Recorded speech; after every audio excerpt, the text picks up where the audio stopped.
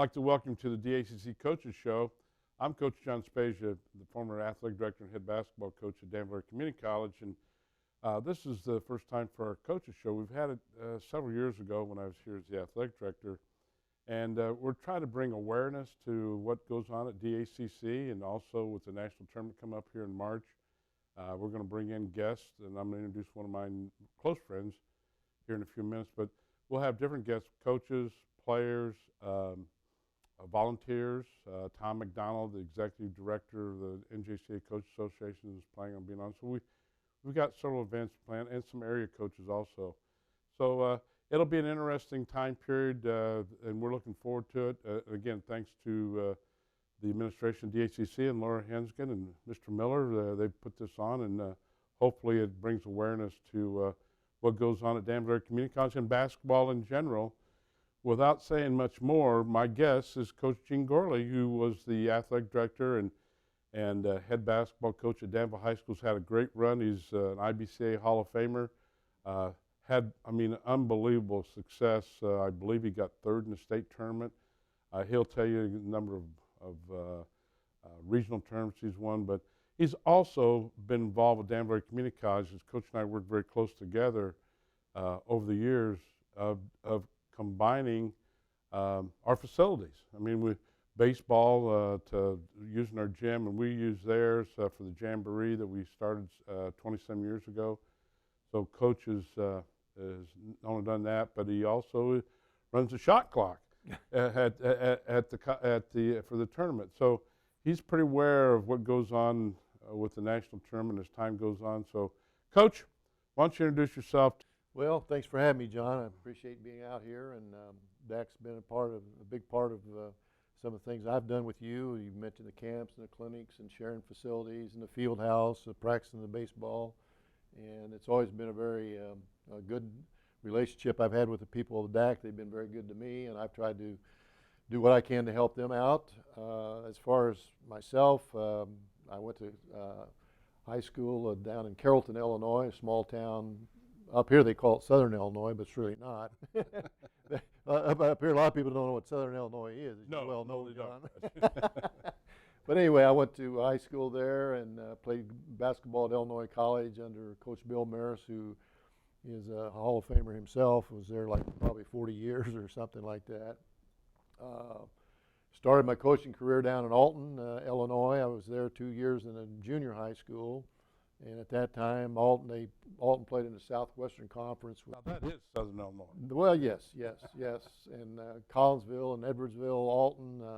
I was fortunate enough as a young kid, basically, I was 22, 23 years old, to watch those teams in those conference play, and just outstanding basketball. And I was there 2 years, and then my first head coaching position was at Nashville, Illinois.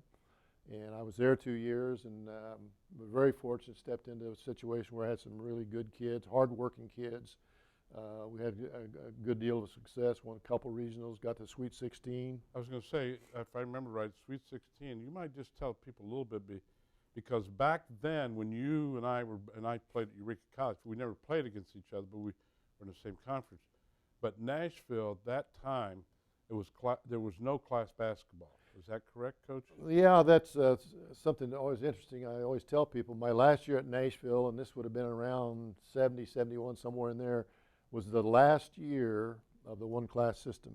And what I always remember about that, and it's so ironic, in the Sweet 16 at that time, there were three 1A, what would have been 1A or 1A schools in the Sweet 16. And at that time, we were one. Nashville was one. I think Quincy Notre Dame may have been one, and I think Jim Cruz may have been University High at Normal Bloomington. So I always thought that was kind of ironic, because the very last year they had the one-class system. They were what amounted to three small schools in the Sweet 16 at that time. So it was very interesting. But anyway, from Nashville, I went to Paris. I was at Paris 6 years, and everyone, when I asked me about Paris, they said, "Did you coach Otho Tucker?" And unfortunately, I did not.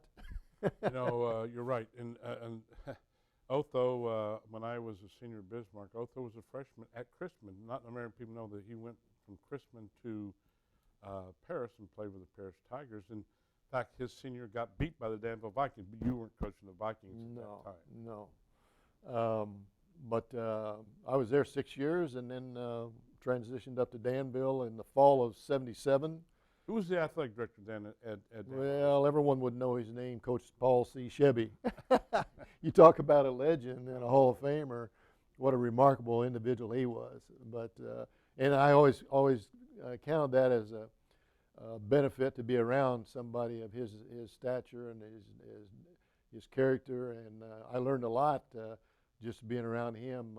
He was still the football coach in AD when I came there, and then There was another guy who was pretty famous that probably reminds me a lot of Bob Euchre. Was a guy named you might say Bob K. Bob K.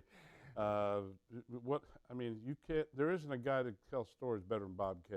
No, And he's tied in with the national tournament because he spent more time in the hospitality room than anybody else that I know in the national tournament. Bob K. had many stories to tell, and as you mentioned, there are not many people that are better storytellers than Bob K. And I was around him for 20 years or more probably, and I was fortunate enough to hear most of those stories, and sometimes more than once or twice. So Danville High School. So you go to Danville High School, and for the people out there, this is historic because the first year you were there, Danville High School goes to the state tournament, all right, correct, with a losing record, and you were in the final 8. That's when the tournament was, now this dates both of us, but it was then called the Assembly Hall, and there was 8 teams that showed up. Is that, I'm almost sure 8 teams showed up because I remember watching on TV, and you had a player by the name of Matt Haupt. Matt Haupt, yep. I was fortunate enough to coach. I coached Matt, John, and Ted, and all the Haupts could shoot the basketball. And We're not saying what they did defensively. no, I'm not going to talk about that. Okay, I'm not going to talk about that. But I was fortunate enough to have Matt his senior year, and then I had Ted and John, and they're great individuals. And of course, Ted, coached the Danville High School team here in the last 6 or 7 years. Sure. He was the head coach there. So it's Danville has a great history in all sports, but that particular year was very unique. I've never had a team like that or a year like that where we started the regional. We were 9-14, and we got on a roll, and we ended up. And you picked up on this, John. You told me this several weeks ago. A lot of people don't realize that. I think we're the only team in the history of the state tournament that entered the Sweet 16 with a losing record. That is correct. And Coach, we're going to take a break here, and we're going to come right back. My guest is Coach Gene Gorley, the Hall of Famer who was at Danville High School and the AD and basketball coach. We'll be right back.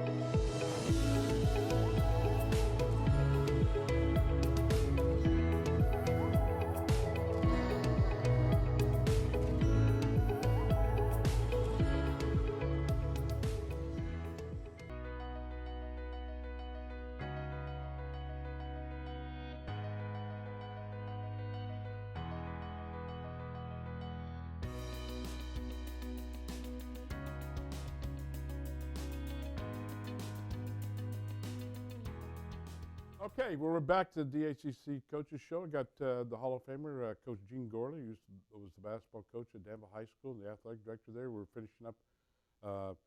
Coach, you'd mentioned about the tournament, playing the state tournament with Matt Haupt, but then later on in your career, you came back, and I'm gonna lead into this because we're a short time period here, but I remember a game at Mary Miller Gym, because we're going to lead into this. We had the Schleimer, was McDonald's Topper Classic, then became the Burger King with Jim McCarthy. But probably one of the most historic and memorable games I can remember at Danville Community College. Chicago King comes in with Shard Griffin, 7 foot, Tommy Hamilton, 7'4", and Ronald Minter and Sonny Cox, a cast of characters, and place was packed. You couldn't have asked for more type of atmosphere, basketball atmosphere at Mary Miller Gym, and that was, at one time was rated the #1 Thanksgiving tournament in the country. And tell the story about that game. Well, you're exactly right, John. A lot of times people ask me what Sweet 16s and third in the state and what games you remember, and that one stands out in my mind above almost all the rest. Actually, we've talked about that down through the years. From a pure enjoyment of high school basketball, it would be hard to beat that because, as you mentioned, standing room only, packed house, two very good basketball teams, and when I think about DAC, that's another thought that comes into my mind, playing in that gym. Oh. And we were fortunate enough to be able to win that ball game. And as you said, back in the mid-'90s, the tournaments we had out here at DAC were just awesome in terms of the talent, the caliber of the teams, the coaching people that came in, the fans, the following. It just doesn't get any better than that. And as you mentioned, the one year, and it may have been that year, was rated the #1 Thanksgiving tournament in the country. So those are memories that you just don't forget. WGN, Yep. Chicago. The following of it was unbelievable. So we get into the last part of this, and of course you had a team that got third in the country, and you had a guy that ended up having an NBA career, Keon Clark. And tell us a little bit about that team. It was a wonderful group to work with. We finished third in the state that year, and I think we were 28-6, I believe. But what a lot of people don't realize about that team is that we didn't have the full complement of players ever until the second half. Well, exactly. In the first half, we didn't have Antaeus Clark because of academic issues. And then actually at the start of the second semester, we lost DeMarco Wright, who, as you mentioned, is now the assistant principal at Danville High School. And he had mono. I remember and that. He was out about 6 weeks, and it took him another couple weeks to play. So in my mind, it's hard telling how good record-wise that team could have been had we had a full complement of players all the time. And then another young man who was a sophomore on that team, Darrell Robinson, who's doing very well, who's now the head basketball coach at Danville High School. Well, here's the thing that people forget about, and you mentioned several of these guys, but in that particular team, I really believe had not Chicago King had the guys they had, it had been any other year, Danville High School would have won the state championship because King had all those guys were seniors, Richard Griffin, Tommy Hamilton, and so forth, and you had to face them in the semifinals to get to the state championship. I think people forget that was, and it had to be one of the better teams ever to play. Well, King, I think they were 34-0, I believe. And, ranked #1 in the country. And they are certainly in the conversation of being one of the best, if not the best, high school basketball team that's ever come through the system in Illinois. And they had size, they had strength, and actually our kids weren't intimidated by them, and part of that goes back to the fact we played. And a lot of people forget this. We played them a 12-point game here in the Danville tournament in Thanksgiving. And the DAC tournament. Yeah. I will say something. There's a lot of ties in with Denver Community College, and the last part, because we're going to close here, is that, Coach, we appreciate you. You've done the shot clock for us. We've coordinated times between Danville High School and so forth.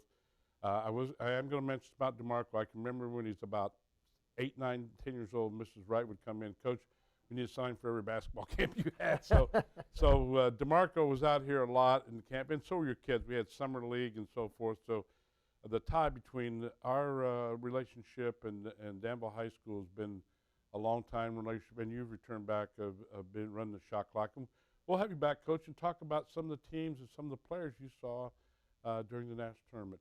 We're going to take a break, and we're going to come back, and we're going to have the head basketball coach at Danville Community College, Dwan Gerard, here to speak to us. Coach Gorley, thank you very much. Thank you, John. You've been a very good friend, Thank and you. We appreciate all the things you've done for us. My pleasure.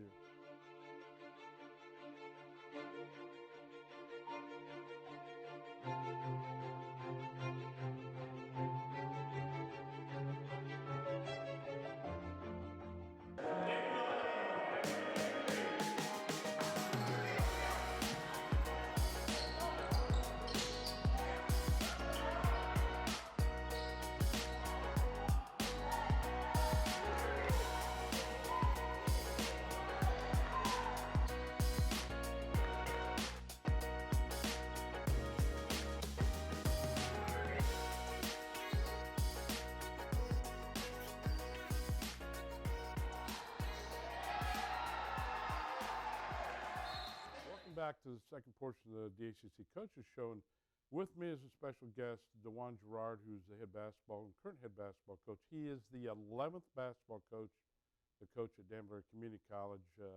Went back and did a little history lesson here yesterday, and it's fortunate enough DeJuan's here to talk to us a little bit about. And DeJuan, you know, we've had the Hall of Famer Coach Gorley here, and of course you were a little bit younger. You didn't get a chance to play for Coach. Actually, But- I did. Yeah. I did. You must have been, what, a freshman or a I sophomore? played my freshman and sophomore year for Okay. Coach Gorley. So I missed. I thought you just missed him, but that's good. He's a great guy and unbelievable history of what he's done. DeJuan, tell us a little about your basketball history. You just mentioned about playing for Coach Gorley, and then after that, and then where you went after that. I'm not going to. I know, but the people out there really don't know the whole background. And you played profession, then how you got into coaching at Danbury Community College. Like we just said, I played for Gene Gorley my first 2 years, and he was actually a great inspiration.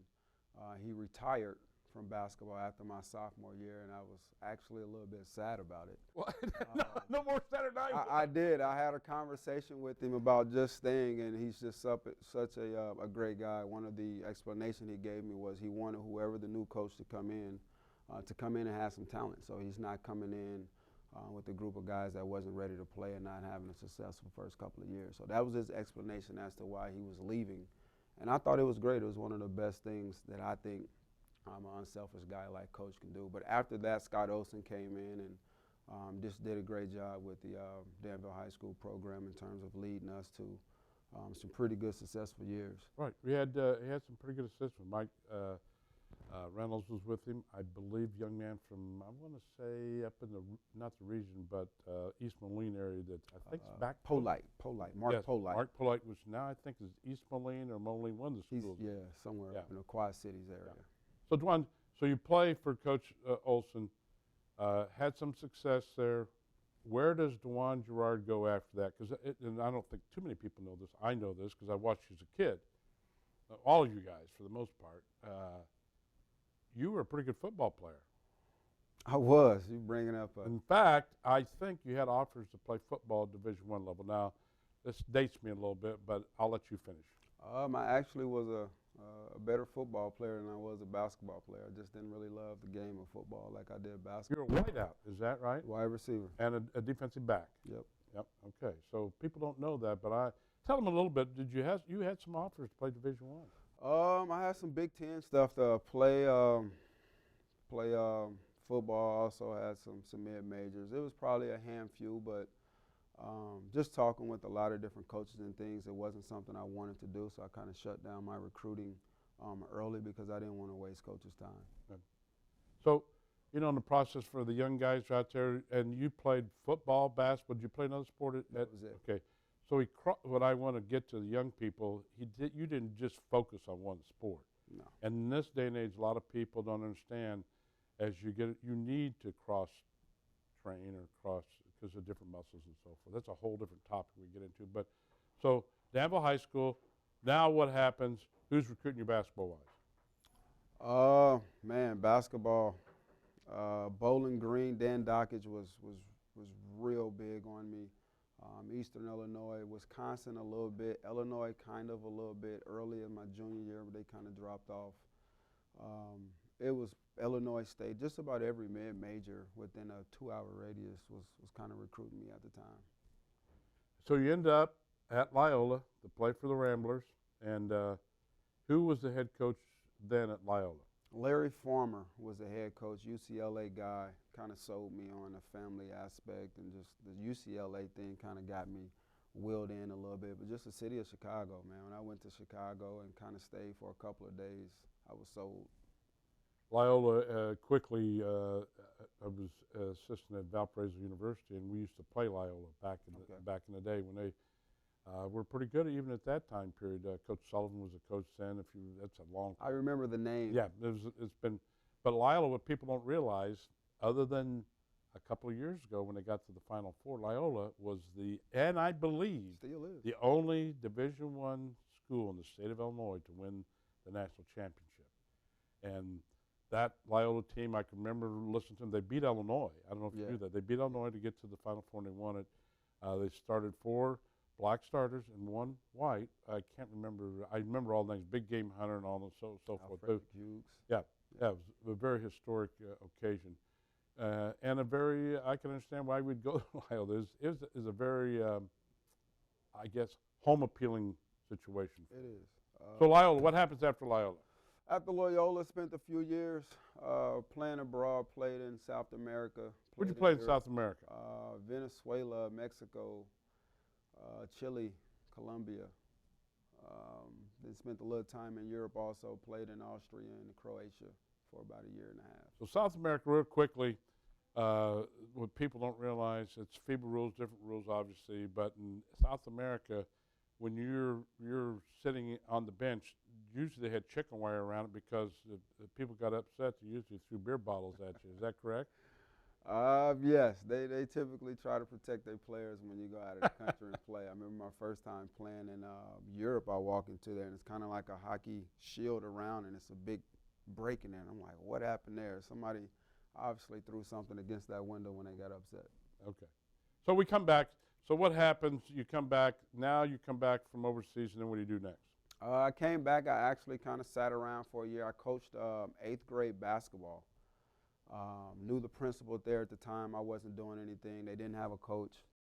She asked me would I help out, and that got me going. Southview. Southview. It was before they made the change in the Okay. grade deals they have going on now. Okay. But coached there for a year, and after that, Carpenter kind of asked me to come out here and help. Right. And, Mike Carpenter, who had been my assistant, well, actually was a student assistant and became assistant. Then later on, we brought him back to when I retired to make sure he got the head job. So you were with Mike, and we need to expedite. But anyway, so you're back at DAC. How long have you been at Danbury Community College as the current head coach? This is my 7th year as head coach. 7th year. Okay. What I have to do, Dewan, real quickly here, to mention the polls. If you've looked at it, the number 1 team in the poll, because this is why we're doing this, to get people more information for the national tournament. The number 1 team right now is a team out of Missouri, North Central, who just beat Johnson County. I think it was like 71 to 58. The coach at Johnson County is a guy named Mike Jeffers. Mike has won the national championship twice. He is going to be inducted to our NJCAA Coaches Hall of Fame in May out in Vegas. Tell us a little bit about the polls of some of these teams. You know what? I've only seen a handful of these teams. I honestly don't pay much attention to it, but I see Parkland is in it, which is in our league. I've watched DMAC. We actually played them down in Iowa. An academy. I thought they would be really good this year. Milwaukee Area Tech was also down in Iowa at the Summerdale. Watched them play. So there's some good teams in here, as always, in Division II junior college basketball. It's going to be a tough one this year. I think the national tournament is going to be great also again. Well, you had Mott's in there, and I see, of course, Steve has not been back, Steve Schmidt. So, you know, we're going to tell you more information about it. And the last part I'll leave with you, if you get a chance, is to start watching the show. And we'll feedback. We'll bring Dewan back and tell him a little bit about his team and some of his players. We appreciate you people watching. It's a pleasure to see Dewan because, I saw most of these guys grow up. I don't even want to say how young they were when I saw you play, but him and Albert Isaac and Darrell Robinson, we go through a list of them, and we're happy that they stayed in Danville to help Danville Community College or Danville High School. Again, thank you for coming to the DAC Coaches Show. We again appreciate you following us and the people who have set this up.